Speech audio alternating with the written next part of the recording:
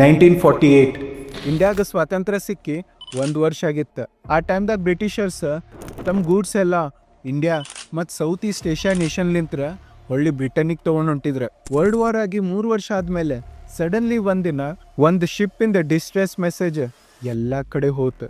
ಆ ಮೆಸೇಜ್ ವರ್ಲ್ಡ್ದಾಗಿರೋ busiest sea route ಕಡೆಲಿಂತ್ರ ಬರತ್ತಿತ್ತು, ಸ್ಟ್ರೇಟ್ ಆಫ್ ಮಲಕಾ. ಅಲ್ಲೇ ಹತ್ತಿರೋ ಒಂದು ಶಿಪ್ಪಿನ ಕ್ರೂ ಈ ಮೆಸೇಜ್ ಕೇಳಿದ್ಮೇಲೆ ಅವ್ರು ಶಾಕ್ ಆಗೋಗ್ಬಿಟ್ಟಿದ್ರು. SOS from Orang Medan. We float. All officers including captain dead in chat room on the bridge. And I die.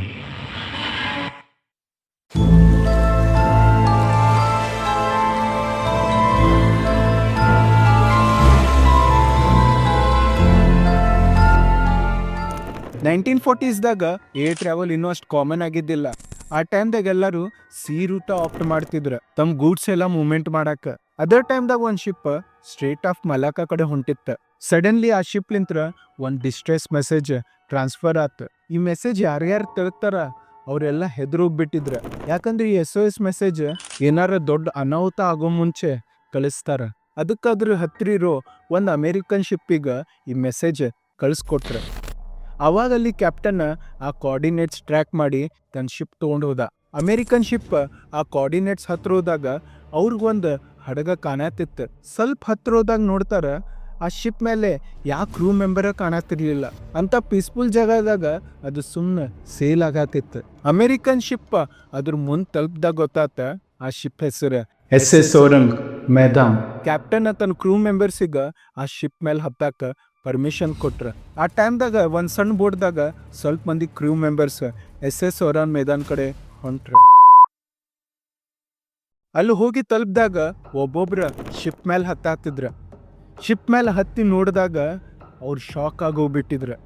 ಎದಕ್ಕಂದ್ರೆ ಎಲ್ಲ ಕ್ರೂ ಮೆಂಬರ್ಸ್ ಶಿಪ್ಪಿನ ಕೋರ್ಟ್ ರೂಮ್ದಾಗ ಸತ್ತು ಹೋಗ್ಬಿಟ್ಟಿದ್ರು. ಒಂದು ವಿಚಿತ್ರ ಥಿಂಗ್ ಏನು ನೋಟಿಸ್ ಮಾಡಿದ್ರ ಅಂದ್ರೆ ಅವ್ರ ಎಲ್ಲ ಶವದ ಮಕ ಮೇಲ್ಗಡೆ ನೋಡತ್ತಿತ್ತ. ಅದು ಹೆದ್ರಿ ಎಲ್ಲರ ಕಣ್ಣು ದೊಡ್ಡದಾಗ್ಬಿಟ್ಟಿತ್ತ. ಕ್ರೂ ಮೆಂಬರ್ಸಿಗೆ ಗೊತ್ತಾಗತ್ತಿರ್ಲಿಲ್ಲ ಇವ್ರು ಹೆಂಗ್ ಸತ್ರ ಅಂತ. ಇಡೀ ಶಿಪ್ ಒಳಗ ವಾಸನೆ ನಾರಾತಿತ್ತು. ಆದ್ರೂ ಕ್ರೂ ಮೆಂಬರ್ಸ್ ಸುಮ್ಮನಿರ್ಲಿಲ್ಲ. ತಮ್ಮ ಇನ್ವೆಸ್ಟಿಗೇಷನ್ ಮಾಡಕ್ಕ ತೆಳಗಡೆ ಹೋದ್ರ. ತೆಳಗಡೆ ಹೋದಾಗ ಅವ್ರಿಗೊಬ್ಬ ಮನುಷ್ಯ ಕಂಡ. ಅವ ರೇಡಿಯೋ ಹಿಡ್ಕೊಂಡು ಸತ್ತು ಹೋಗ್ಬಿಟ್ಟಿದ್ದ. ಅವಾಗ ಅವ್ರು ಅಸ್ಯೂಮ್ ಮಾಡಿದ್ರ ಆ ಮನುಷ್ಯನೇ ಇರ್ಬೇಕ ಡಿಸ್ಟ್ರೆಸ್ ಮೆಸೇಜ್ ಕಳ್ಸಿದ್ದ ಅಂತೇಳಿ. ಆದ್ರೆ ಆ ಮನುಷ್ಯನ ಶವ ಬೇರೆಯವ್ರ ಗತ್ಲೆ ಮ್ಯಾಲೆ ನೋಡಾತಿರ್ಲಿಲ್ಲ. ಒಂದು ಕೈ ಆ ರೇಡಿಯೋ ಬಟನ್ ಮೇಲೆ ಇತ್ತು. ಸ್ವಲ್ಪ ಕ್ರೂ ಮೆಂಬರ್ಸ್ ಇಂಜಿನ್ ಚೆಕ್ ಮಾಡಾಕ ಇಂಜಿನ್ ರೂಮಿಗೆ ಹೋದಾಗ ನೋಡ್ತಾರ ಅಲ್ಲೂ ಇಂಜಿನ್ ಆಪರೇಟ್ ಮಾಡೋರ ಮ್ಯಾಲ್ ನೋಡ್ಕೊಂಡು ಸತ್ತು ಹೋಗಿದ್ರ. ಅವ್ರದ್ದು ಕಣ್ಣಾಗ ಒಂದು ಹೆದರಿಕೆ ಇತ್ತು. ಇಂಜಿನ್ ರೂಮ್ದಾಗ ಇಂಜಿನ್ ಏನೋ ಸ್ಟಾರ್ಟ್ ಆಗಿದ್ದಿಲ್ಲ. ಆದ್ರೆ ಅಲ್ಲಿ ಟೆಂಪ್ರೇಚರ್ ಪೂರಾ ಲೋ ಆಗಿತ್ತು. ಶಿಪ್ ಸಮುದ್ರ ತೀರ್ಲಿಂತ್ರನ ಮುಂದೆ ಸಾಗಾತಿತ್ತು. ಕ್ಯಾಪ್ಟನ್ಗ ಏನೋ ವಿಚಿತ್ರ ಅನ್ಸಾತಿತ್ತು. ಈ ಇನ್ಸಿಡೆಂಟ್ ನೋಡಿ ಅವ್ರು ಬಿಲೀವ್ ಆಗತ್ತಿರ್ಲಿಲ್ಲ ಇದು ಒಂದು ನ್ಯಾಚುರಲ್ ಡೆತ್ ಅಂತ ಹೇಳಿ. ಕೂಡ್ಲೇ ಅವ್ರು ಎಲ್ಲ ಶಿಪ್ ಚೆಕ್ ಮಾಡಿದ್ರ ಏನಾರ ಇಕ್ವಿಪ್ಮೆಂಟ್ಸ್ ಏನಾರ ಗ್ಯಾಸ್ ಲೀಕ್ ಆಗೈತೇನ ಅಂಥೇಳಿ. ಅದ್ರ ಶಿಪ್ ಒಳಗೆ ಯಾವ ಗೂಡ್ಸು ಇರಲಿಲ್ಲ, ಬರೀ ಶವಗಳ ತುಂಬಿದ್ವು. ಅಮೇರಿಕನ್ ಕ್ರೂ ಮೆಂಬರ್ಸ್ ಎಲ್ಲರೂ ಹೆದರೋಗ್ಬಿಟ್ಟಿದ್ರು. ಅವ್ರು ತಮ್ಮ ಕ್ಯಾಪ್ಟನಿಗೆ ಹೇಳತ್ರ ಈ ಶಿಪ್ ಬಿಟ್ಟು ತಮ್ಮ ಶಿಪ್ ಕಡೆ ಹೋಗೋಣ ಅಂಥೇಳಿ. ಅದಕ್ಕೆ ಕ್ಯಾಪ್ಟನ್ ತಡ ಮಾಡ್ಲಾರ್ದ ಎಲ್ಲ ಕ್ರೂ ಮೆಂಬರ್ಸಿಗೆ ಕರ್ಕೊಂಡು ತಮ್ಮ ಶಿಪ್ ಕಡೆ ಹೊಂಟ್ರ. ಆದ್ರೆ ಅವ್ರು ರಿಯಲೈಸ್ ಆತ ಇದ್ರ ಒಳಗೆ ಏನೋ ಮಿಸ್ಟ್ರಿ ಇರೋದಂಥೇಳಿ. ಅದಕ್ಕೆ ಶಿಪ್ಪಿಗೆ ಟೋ ಮಾಡ್ಕೊಂಡು ಶೋರ್ ಕಡೆ ತೊಗೊಂಡು ಹೋಗೋಣ ಅಂಥೇಳಿ ಅವ್ರು ನಿರ್ಧಾರ ಮಾಡಿದ್ರು. ಅಮೇರಿಕನ್ ಕ್ರೂ ಮೆಂಬರ್ಸ್ ಚೈನ್ ತೊಗೊಂಡು SS ಔರಂಗ್ ಮೇದಾನಿಗೆ ಹುಕ್ ಮಾಡಕ್ಕೆ ಹೋದಾಗ ಸಡನ್ಲಿ ಆ ಶಿಪ್ ಸಮುದ್ರ ಒಳಗೆ ಮುಳುಗಿ ಹೋಗ್ಬಿಡ್ತ. ಕೆಲವು ಸೆಕೆಂಡ್ದಾಗ ಆ ಶಿಪ್ ಮಾಯ ಆಗಿ ಹೋಗ್ಬಿಟ್ಟಿತ್ತು.